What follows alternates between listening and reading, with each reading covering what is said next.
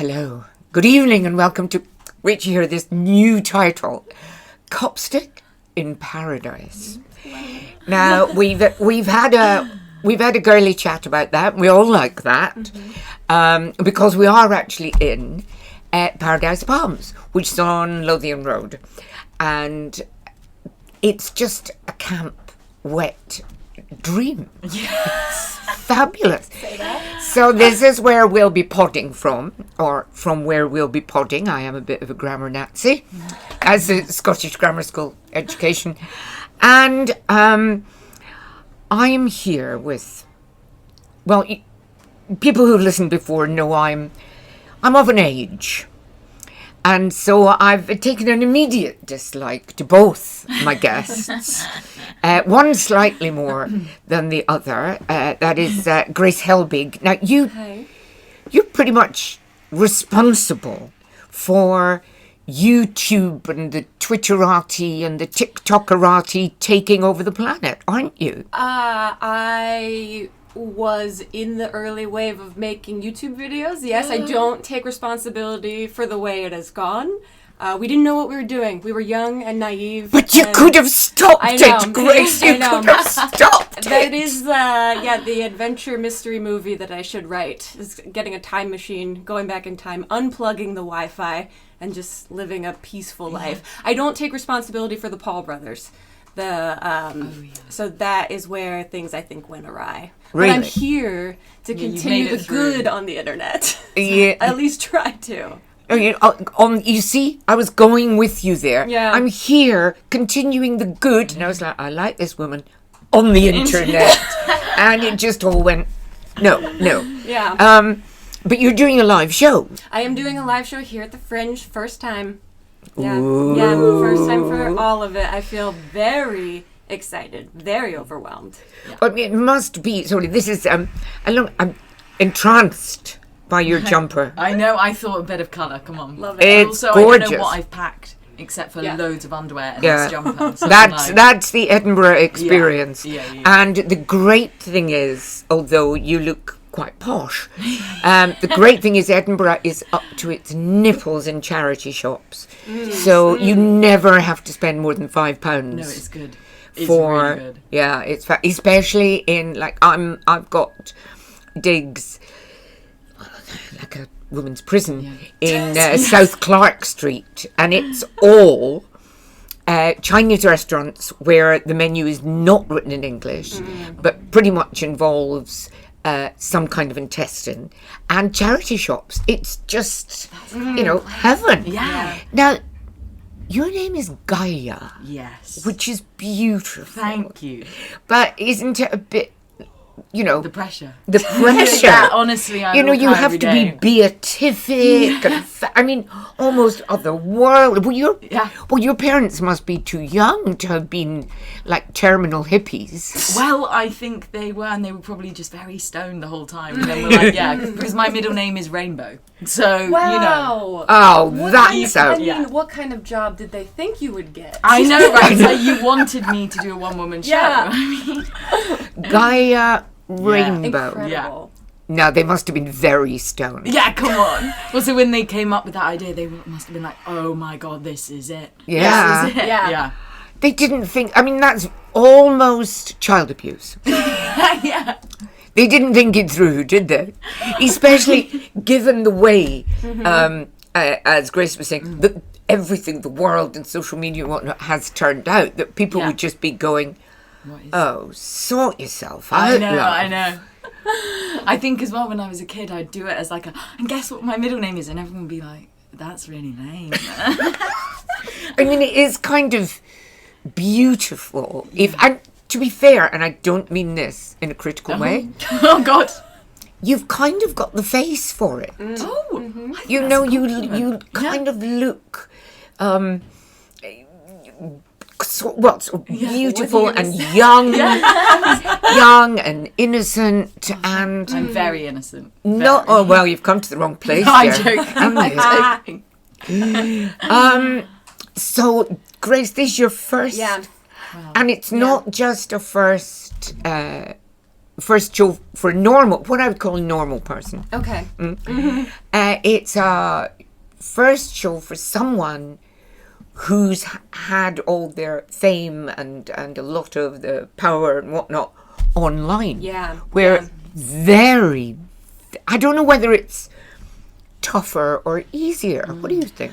That's what I'm gonna find out. I started actually before the internet doing improv comedy in New York City, and so the internet sort of in 2008, I kind of got a side job making YouTube videos, making comedy videos, and didn't think that the internet was gonna be my full-time job. Just thought this was my survival job to make money while I did comedy in a theater, and then it sort of exploded, and so my attention went there, and now I'm excited to try to do stage stuff again. I know I have a lot to learn. It's very different than internet. People can see my legs and it's interesting. But I do think too, post-pandemic, a lot of people experience, myself included, a lot of burnout from doing things online for so long, that people want to be in communal spaces. They want to be in a collective sort of space, sharing kind of our humanity together. And so I'm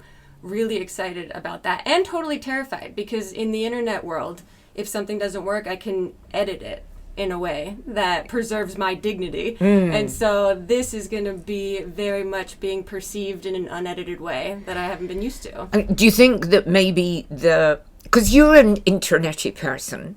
Oh, I wouldn't say I am. Really? I really? feel like I'm quite scared of the internet. Good for you. Yeah. Yeah, maintain that. Yeah. It's a weird place. I'm always like, I was born on the stage and I'll die on the stage. But Incredible. You see, that's a strong possibility in Edinburgh, I have to tell you. Oh, God, yeah. Yeah. Oh, yes. Oh, yeah. And there's not even anyone will come along to sweep up the pieces. Wow. It's tough here. I was going to ask what I need to know, if anything, going into this experience. I mean, it feels like obviously you lived 1,000 lives doing this. Well, yes, I remember when the castle was built, basically. No, I remember when all this was fields. But I hate, okay, that's a strong word. My father always says hate corrodes the soul. But my soul is pretty corroded. The Fringe is not really a fringe anymore. It's like a industrial something or other. Yeah. But I think there are pockets of fun to be found. And the what I believe is the thing that will kill a show or a performer, are, metaphorically speaking, Gaia, of course, because you are eternal. Yeah. Is kind of ulterior motives and expectations.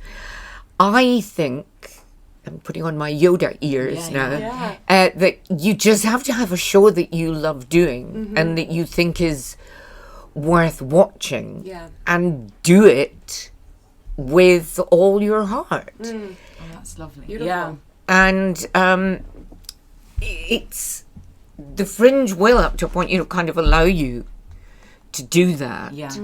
Don't try to live up to anybody's expectations. Certainly don't try to live up to, publicity bumf.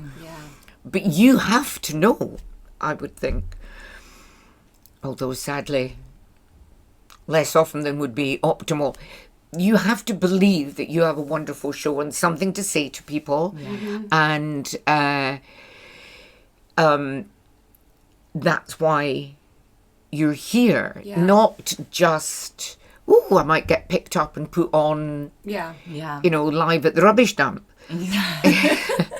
It's so, now's the bit where I say, tell us about your show. Because you've got, Grace, you've got that. There used to be a thing called the Dead Dad Show, which was a surefire success. So it was funny. And at the 40-minute mark, and then my dad died. Yeah. And everyone go, oh, you're so brave. Yeah. So you've got, then I got cancer. Yeah. Yeah, my show is about my experience with You see, Gaia almost she almost dislocated her neck there, turning round. That's how I reacted when the doctor told me. I said, what? I got diagnosed with breast cancer at 37 years old in 2023 and didn't have any family history, had no pre-existing conditions. It was totally out of the blue. And it took me on a literal and metaphorical hero's journey. I had just come off of going back to graduate school after feeling really burnt out about, a decade plus making internet content. I was so tired of looking at my own face and editing videos of my own face and asking people to watch videos of my face. And so I went back to school, and then as soon as I graduated, a week after I graduated, I got diagnosed with breast cancer. And I shared the journey online, and it really changed my experience of myself and changed my experience of how to share my experience with the world through the internet. And so, it's a tongue-in-cheek, funny look at something that is normally very unfunny. It's interesting that you shared online immediately. You went back home and shared online. I had two choices. I could keep it a secret or I could share it. And honestly, it felt easier to share it than to do the work to try and keep it offline while I was still trying to podcast and do things in my career online. And it really changed the perspective that I had of how to communicate. I think I had spent years building up this comedic persona online that I felt very suffocated by after a decade, and this really kind of broke me open. And I think culturally we're very obsessed with mental health right now, and we're very obsessed with the journeys that all of us find ourselves on. One of my least favorite words. You'll love this show. You'll love this show because it pokes fun at that whole kind of culture online as well, and how while also taking you through my experience of the breast cancer treatment.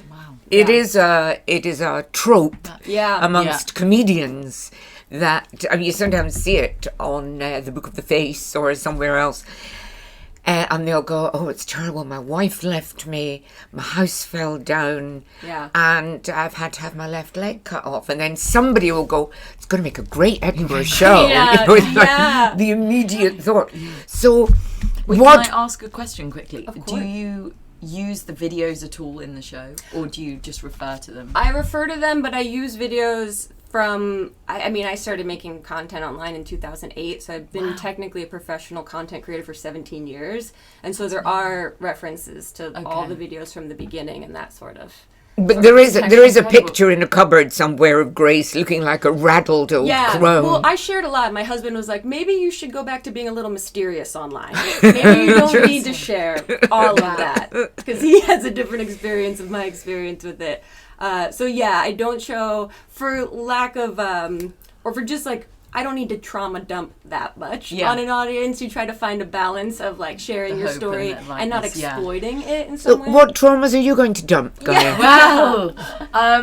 So mine is not based on my life, but you could say that the veil between me and the character is thin.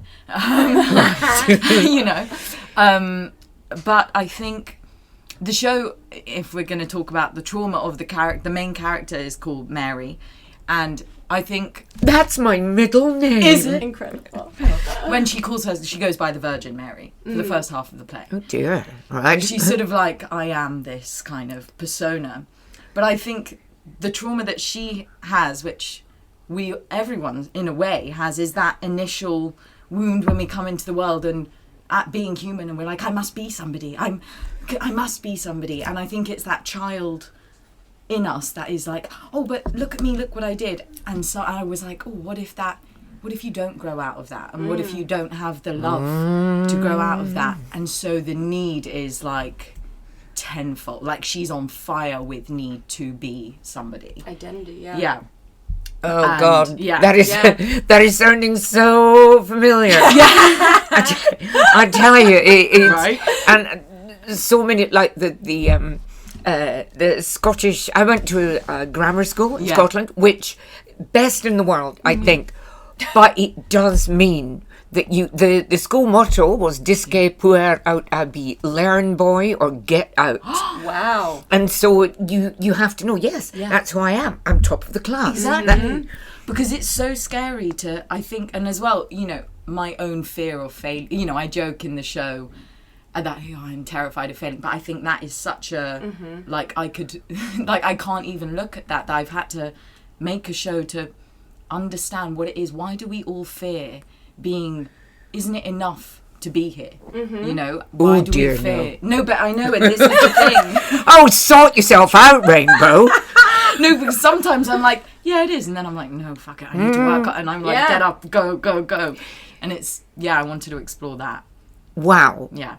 Crikey. Yeah. So But at least you've got cancer. You know? Yeah. I have a cancer card that I can pull at any moment. But it's very similar. I think this idea, and especially I think there's a lot of pressure from the internet that forces people to figure out, like, who are they to the world? Yes. How do you elevate or pitch yourself as someone that exists in the world? I mean, I think it's one of the problems on internet. That you know, it's very competitive and everything, but you can kind of be anyone you want. Yeah, you can curate. But then you have to go back at some point to your real life. Yeah, exactly. And you become very dissatisfied with who you actually are.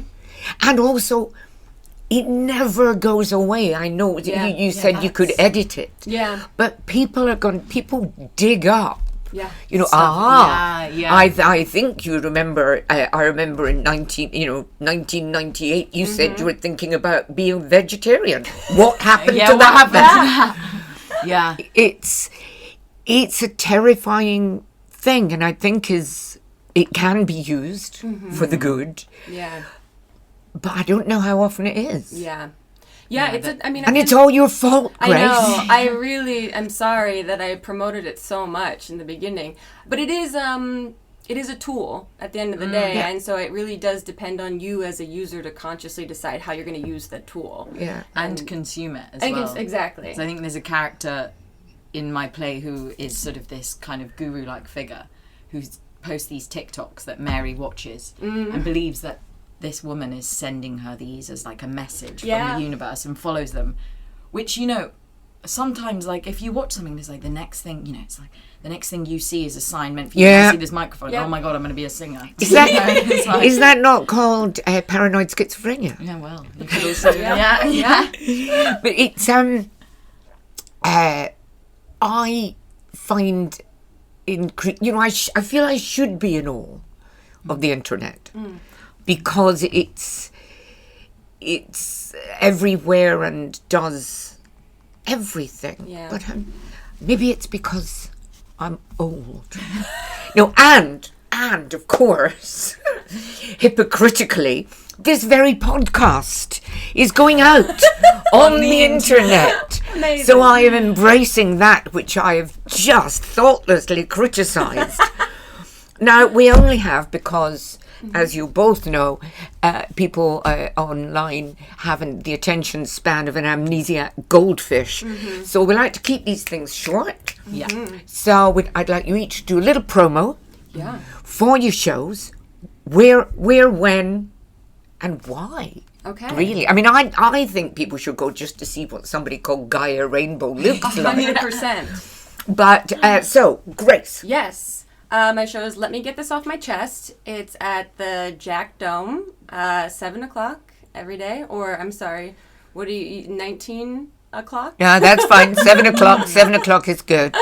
And you should see it because, you know, breast cancer can happen at any time to anyone. It doesn't discriminate. Men can get it too. So I have to respect it's taking down the patriarchy. So yeah, come out. If you want to laugh at breast cancer and have a really fun time, then come see the show. Now that sounds like you should go into PR. Yeah, that was great. Now Gaia Rainbow. I just like to keep saying that. I think I'm going to change my stage name now. So I am Gaia Rainbow, but no, my show is Centre of the Universe on at Summer Hall Tech Cube 0 every night, 7:30 p.m. And it's a one-woman show, and I think you should come because this could be the sign that you've been waiting for. And what if this is the sign that you've been praying, hoping for and you might just feel seen. I didn't want to say it, but you might feel seen. So, and also you'll laugh. Hopefully, I'll pay you to laugh. And that is somebody called Gaia Rainbow. I mean, she even sounds like she has a message for you. Yeah.